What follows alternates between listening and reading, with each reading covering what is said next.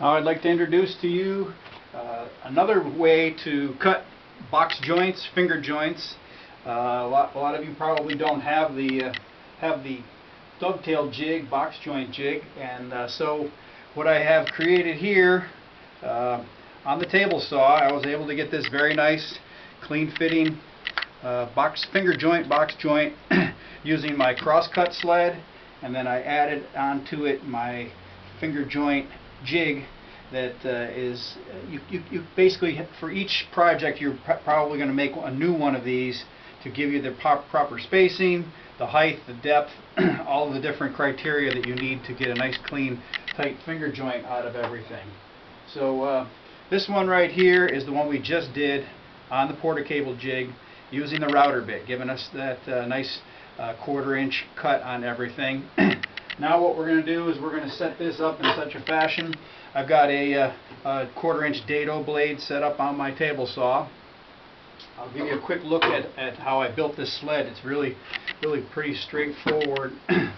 Essentially a piece of 3/4 inch plywood.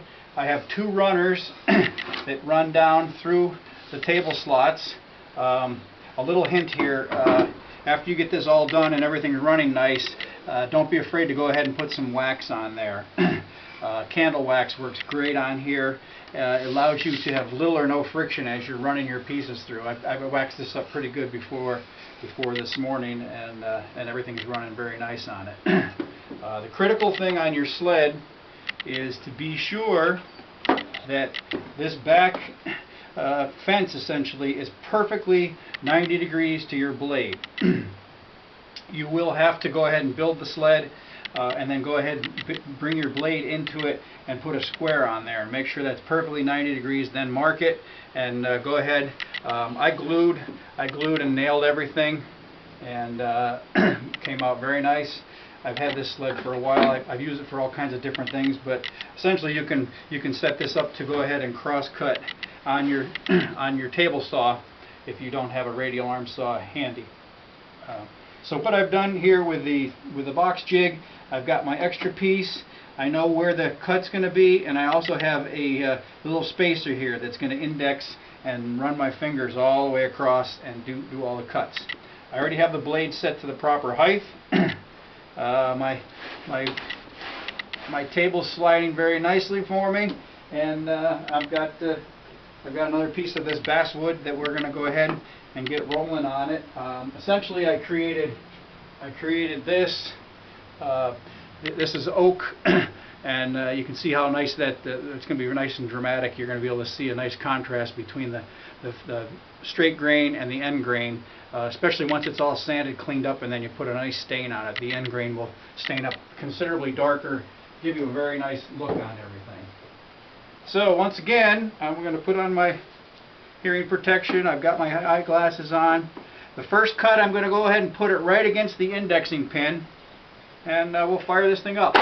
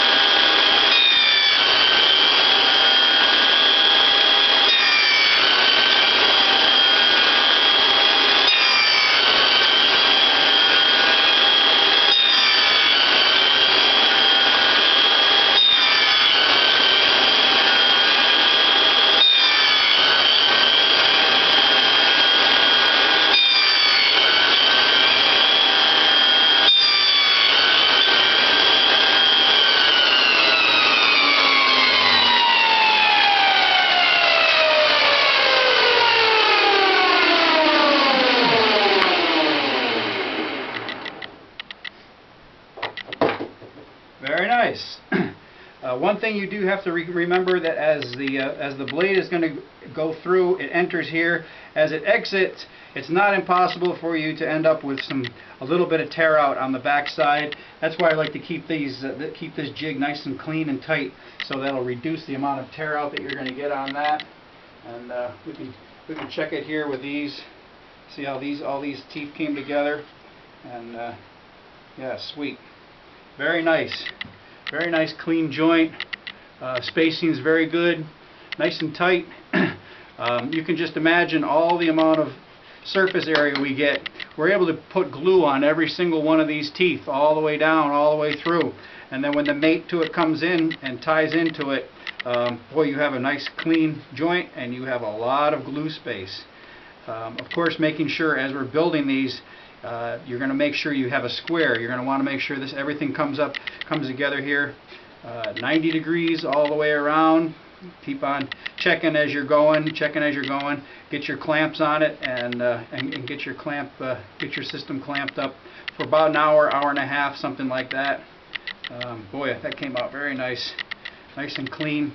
And so that's setting up on your table saw with a dado blade, with the box joint and your indexing key. You're going to have to. I'm going to show you another video on how we can make this whole thing up. But I did want to show you two different ways to do a box joint. The third way that you would do a box joint would be with a router table. And on the router table, you would have a bit coming up through, and you would have one of these templates. And the template would essentially be actually clamped to your workpiece. And then as you went into the router bit would follow the fingers of the template again. I prefer to do it this way. I can see it better. I have a little more control, I believe. Or I like to do the box joints this way. And probably speed-wise, it's probably about the same. And you can see that the accuracy is very, very good on both of them. Very nice system on that.